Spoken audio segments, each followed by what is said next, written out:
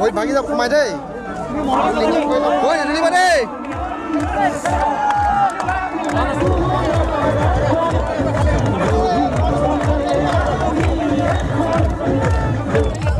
এই ইফালে দি দিলে চেচেই হ'ব আৰু বাবা কাৰোবাৰ গোটেই গোবৰ হৈ যাব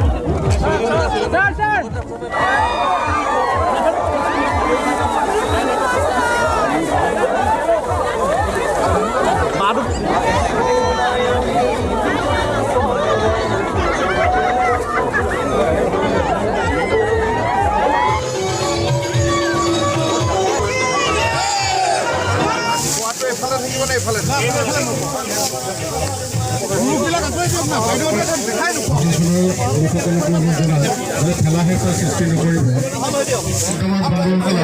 কেৱল কেমেৰা হৈ তেখেতসকলে ৰাখিব যাতে তাত খেলা হেঁচা সৃষ্টি অকণমান দূৰৰ পৰা লওক অকণ আঁতৰি দিয়ক যাৰ যাৰ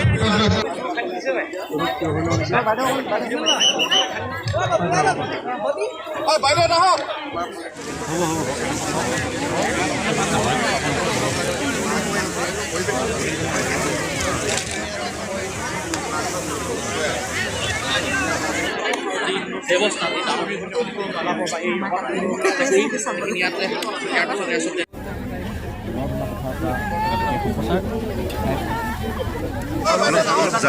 আগৰ পৰা দিয়ক আগৰ পৰা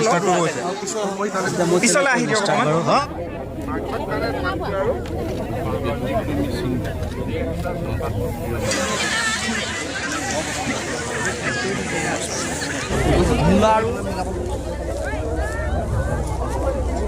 মূলাৰ লগত বৰালি মাছৰ আলু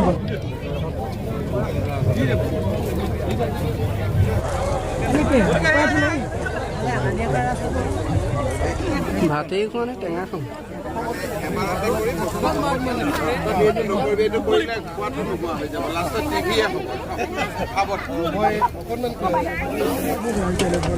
একেলগে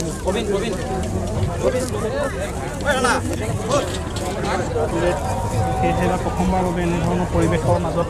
আহাৰ গ্ৰহণ কৰিবলৈ পাইছে আৰু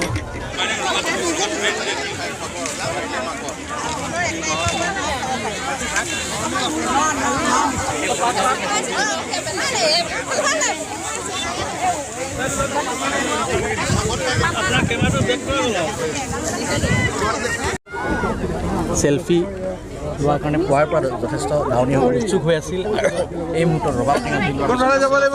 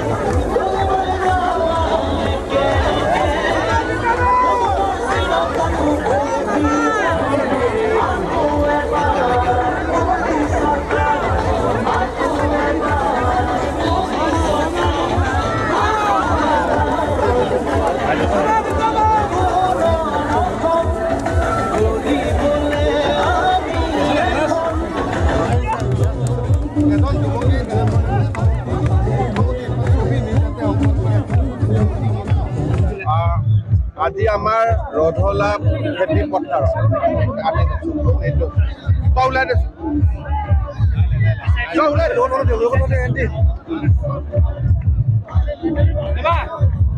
আজি আমাৰ ৰধলাক এই খেতি পথাৰত মৃণাল শইকীয়াদেৱৰ আমন্ত্ৰণ ক্ৰমে আহি দুপৰীয়াৰ সাজ গ্ৰহণ কৰিলোঁ। এটা খুব সুন্দৰ গাঁৱলীয়া পৰিৱেশত আৰু ইমান ৰাইজৰ লগত একেলগে দুপৰীয়া আহাৰখন খাব পালোঁ। মনটো অত্যন্ত পৰিতৃপ্তিৰে ভৰি পৰিল। ৰাইজে খুব আগ্ৰহেৰে আপোনালৈ ৰান্ধিছিল, খুব সুন্দৰ কৰি বনালে। প্ৰত্যেকটো ব্যঞ্জনেই অত্যন্ত এক প্ৰকাৰ ক'ব গ'লে লোভনীয় আছিলে। সদায় যিমান খাওঁ তাতকৈ বেছি খাওঁ। ৰবাব টেঙাও খালোঁ, ভাতো মই বহুত কম খাওঁ, কিন্তু আজি বহুতখিনি খালোঁ। আঘোণ মাহৰ ন খোৱা এটা আজি আৰম্ভ পূৰ্বতে এনেকুৱা অভিজ্ঞতা আপোনাৰ হৈছিল আগতে সৰুতে গাঁৱত খাইছিলো কিন্তু আজি ইমান বছৰটো সম্পৰ্কই নাছিলে আজি খেতি পথাৰত আহি ভাল লাগিল দাৱনীসকলে কিবা অন্তৰংগ আপোনাক কৈছে নেকি অন্তৰংগভাৱে সকলোৱে মনত এটা যিটো মানুহৰ লগত লগ পালে কথা বতৰা হয় সৰুতে আছিলে বহুত দিনলৈকেতো আৰু মুখ্যমন্ত্ৰী মন্ত্ৰী দুইটা হিচাপে নাছিল যোৰহাট কেন্দ্ৰত যিভাৱে অনিমেষ বাকী সকলো ৰখা হৈছে সকলোৱে এনেদৰে ৰখা হৈছে ইয়াতে লৰাত বহি